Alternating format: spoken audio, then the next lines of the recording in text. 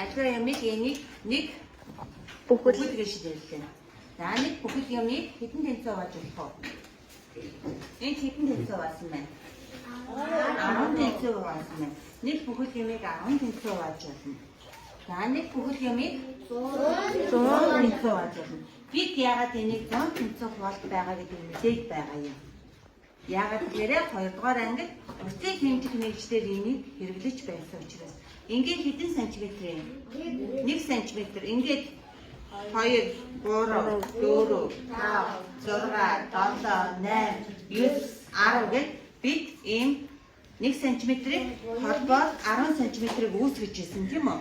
Тэгээд энэ 1 сантиметр 100 ширхэг байгаа учраас 100 сантиметр шүү гэдгийг мэдээд байгаа гэсэн. Тэгвэл энд яагаад 10 байгаа гэж мэдээд байгаа юм? Энд 10 сантиметр нь хэдтэй тэнцэж байгаа юм? 10 сантиметр уртын хэмжих нэгжийн 1 дециметртэй тэнцдэг. Тэгвэл энд хэдэн дециметр байгаа? 10 дециметр байгаа. Гэдгийг мэдээд байгаа учраас энд шууд 100 байгаа, 10 байгаа гэж мэдээд байгаа. Тэгвэл нэг ямыг 10 тэнцээ хувааж явдаг, 100 тэнцээ хувааж явдаг, нэг ямыг 1000 тэнцээ хувааж явдаг. Энд 1 мм хэдэн ширхэг байгаа юм? 1000 ширхэг байгаа гэсэн 1 мм. Тэгэхээр нэг ямыг 1000 тэнцээ хувааж явдаг. Үүнийг ардын бадархай гэж нэрлэдэг юм.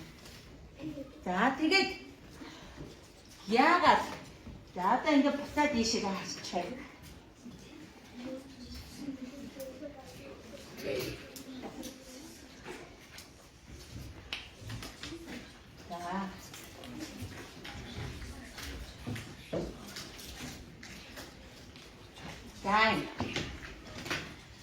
За нэг ямыг хэдэн тэнцээ хуваацсан байгаа энэ тооншилгон дээр 10 тэнцээ хуваацсан байгаа.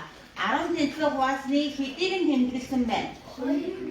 2-ыг нь тэмдэглэсэн байна. 10 хуваасны 2-ыг.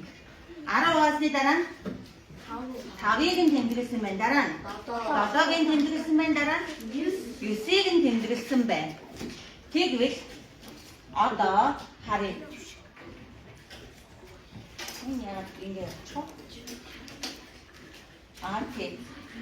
За одоо тэгвэл энд 20 гэж хараад ирлээ. 12 100-ны хэдтэй тэнцэх үү? 100-ны 20-тэй тэнцэн.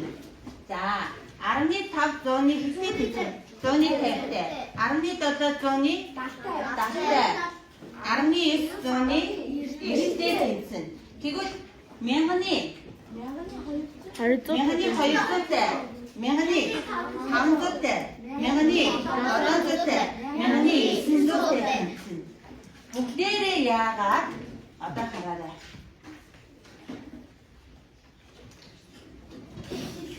Арын тэгүүдийг багш нь тодруулсан байна. Бүх тэгүүдийн арилгаар бүгдээрээ давхацж байгаагийн учир юу юм?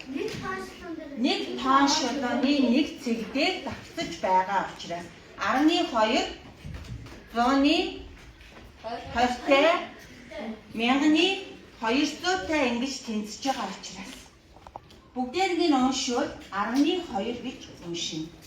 100-ны 20 гэж уншиж болно. 12 гэж унших гэсэн. За тэгвэл дараа нь 1000-ны 500 маань 100-ны 50 10-ны 5 гэж давхцаж байгаа учраас арын тэгүүдийг бичихгүй байгаагийн учир энэ байна. За тэгвэл энд нэгжийн орон дээр 2 10-ны эсрэг дээр 6.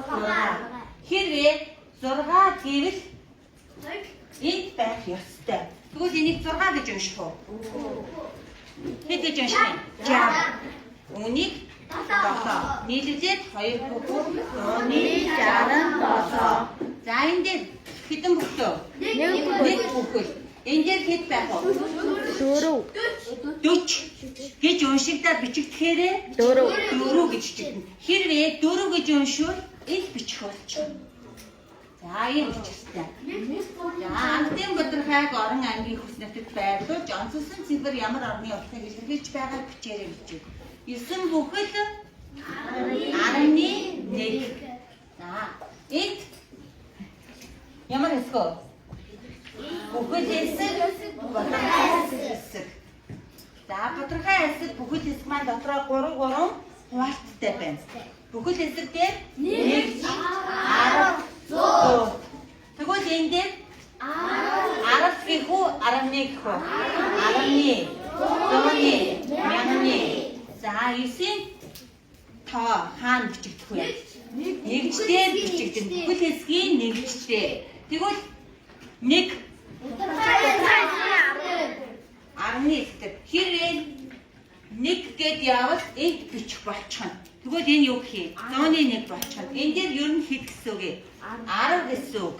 Тэгээ уншихаараа 9 бүхэл 10-ны 1. За, тодорхой хэсгийн 10-ны орон дээр онцлсон цифр байрлаж байна. Тэгвэл утга нь юу юм бэ? Утга нь энэ харагдаж байгаагаараа 1 гэж бичих үү?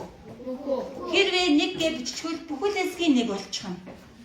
Тэгэхээр энэ дээр тэр бүхэл 10-ны 1 гэж бичих нь байна шүү. За, зорч дууснаа.